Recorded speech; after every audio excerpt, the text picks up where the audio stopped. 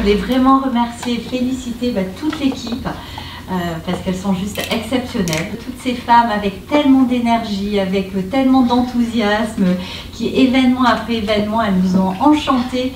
Donc on est ravis d'accueillir nos 3 conférencières pour ce soir. Je vous souhaite une excellente soirée et puis je vous dis à tout à l'heure. Merci beaucoup.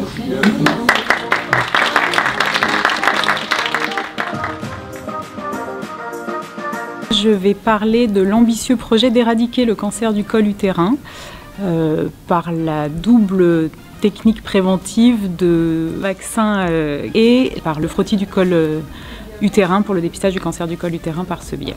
C'est un vaccin qui est très sûr, très efficace. On a déjà plus de 15 ans de recul pour les pays qui étaient vraiment pionniers dans ce domaine-là. On connaît bien le cancer du col de l'utérus chez les filles, mais il faut savoir que 25% des cancers liés au papillomavirus surviennent chez des garçons.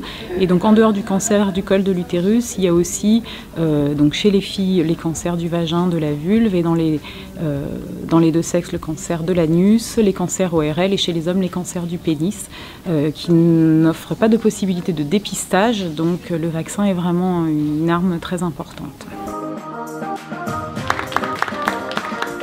Ce soir, mon sujet est l'activité physique adaptée et ses bénéfices dans le cancer du sein. L'activité physique adaptée permet aujourd'hui, on le sait, d'améliorer la qualité de vie tout en améliorant la fatigue, diminuer les effets secondaires des traitements et dans une certaine mesure améliorer la survie globale. L'activité physique adaptée, c'est pas forcément du sport, c'est se lever de son canapé.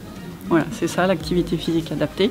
C'est au niveau professionnel, c'est dans la vie de tous les jours avec le ménage, le jardinage, c'est dans les transports et c'est des activités ludiques ou sportives. Le comité féminin sur la clinique générale finance la mise en place de l'activité physique adaptée. C'est une belle histoire et on est très contente de cette activité physique adaptée à la clinique générale.